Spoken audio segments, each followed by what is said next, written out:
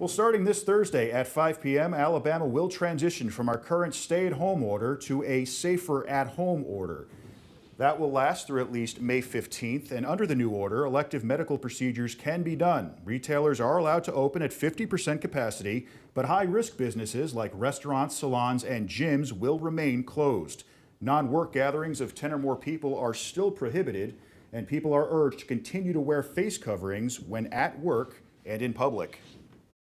We must continue to be vigilant in our social distancing both today and for the foreseeable future.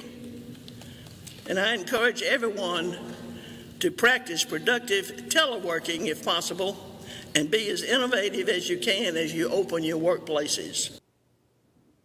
And churches will also not open. That will be done in phases as the number of cases declines.